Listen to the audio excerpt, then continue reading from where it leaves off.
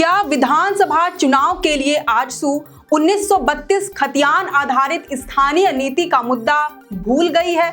क्या जातीय जनगणना कराने के लिए भाजपा मान गई है? क्या कुर्मी को आदिवासी का दर्जा देने के संबंध में आजसू और भाजपा एक पटल पर आ चुके हैं? दरअसल झारखंड में आगामी विधानसभा चुनाव को देखते हुए आजसू ने ये तो क्लियर कर ही दिया है कि वह एनडीए गठबंधन का हिस्सा बनकर ही इलेक्शन लड़ेगी। हो सकता है कि आने वाले दिनों में सीट शेयरिंग को लेकर फंसा पेच भी सुलझ जाए, लेकिन बात विचारधारा और चुनावी मुद्दों पर आकर अटक जाती है। सवाल है कि क्या दोनों दलों में मुद्दों को लेकर सहमति बन पाएगी?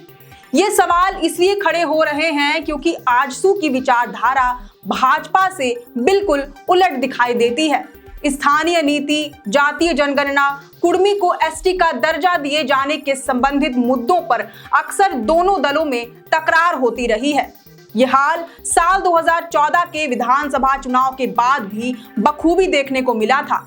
चुनाव गठबंधन के तहत तो लड़ा गया था, लेकिन 5 सालों तक आजसू विपक्ष की भूमिका अदा करती रही। रघुवर सरकार बनने के कुछ समय बाद से ही आजसू 1985 खतियान आधारित स्थानीय नीति की खिलाफत पर उतर आई थी।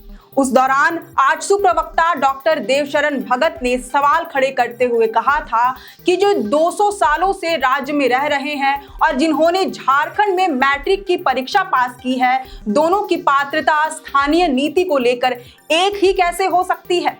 इस नीति में कई त्रुटियां हैं जिस पर सरकार को मंथन करने की आवश्यकता है। वहीं आजसू प्रमुख सुदेश महतो ने कहा था कि स्थानीय नीति के लिए 1985 की तारीख का निर्धारण सही नहीं है और इसे 1932 के खतियान के आधार पर किया जाना चाहिए, क्योंकि यह झारखंड के मूलवासियों की पहचान और अधिकारों से संबंधित है। 1985 वाली स्थानीय नीति को लेकर तो आजसू ने पूरे राज्य भर में जन की बात नामक अभियान चलाया था, जिसमें आजसू प्रमुख सुदेश महतो होते थे और उनका लहजा भी आक्रामक हुआ करता था। उस दौरान 10 लाख पोस्ट कार्ड्स तत्कालीन सीएम रघुवर दास को भेजे गए थे। इस नीति पर आजसू और भाजपा के बीच लगातार असहमति की स्थिति बनी रही थी। हालांकि इसके बावजूद आजसू ने सरकार को समर्थन देना जारी रखा। इसके बाद हेमंत सोरेन की सरकार ने जब विधानसभा में 1932 खतियान से संबंधित बिल पेश किया तो आजसू ने उसका समर्थन किया। आजसू का कहना था कि अगर हेमंत सरकार 1932 खतियान को स्थानीय नीति का आधार बनाकर इसे लागू करती है तो आजसू पार्टी पूरा समर्थन करेगी।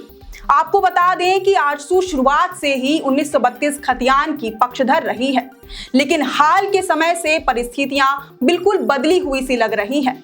आजसू के बड़े बड़े नेताओं ने स्थानीयता को लेकर चुप्पी साध रखी है। तो क्या वाकई सुदेश महतो ने 1932 को छोड़कर 1985 आधारित स्थानीय नीति को अपना लिया है, या फिर उन्होंने भाजपा को 1932 के लिए मना लिया है? वहीं जातीय जनगणना को लेकर भी दोनों दलों में असमंजस की स्थिति दिखाई देती है।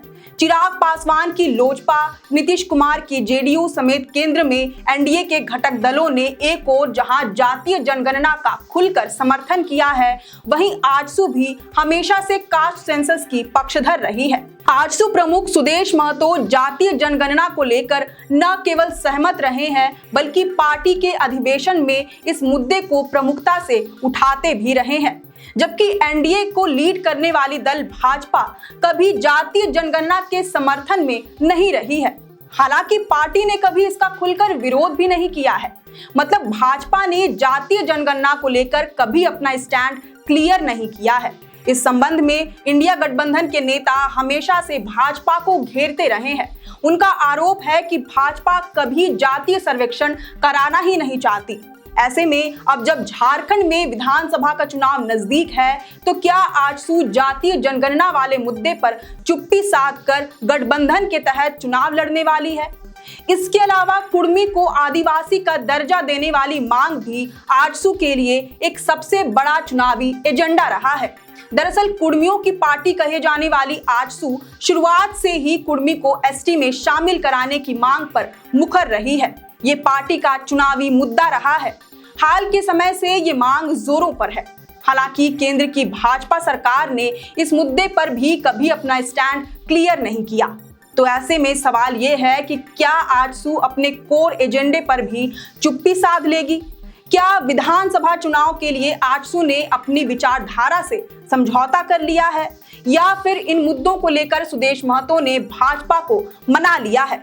अंदर की बात जो भी हो, लेकिन माना जा रहा है कि अगर झारखंड में बीजेपी की सरकार बनती है तो हालात एक बार फिर से 2014 वाले खड़े हो सकते हैं।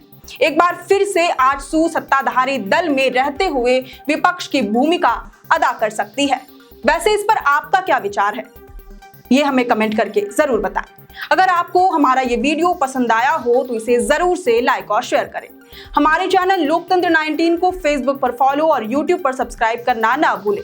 हमारा एक और चैनल है द ग्राम सभा, उसे भी जरूर से फॉलो और सब्सक्राइब कर दें। फिलहाल लेते हैं अलविदा। जोहार।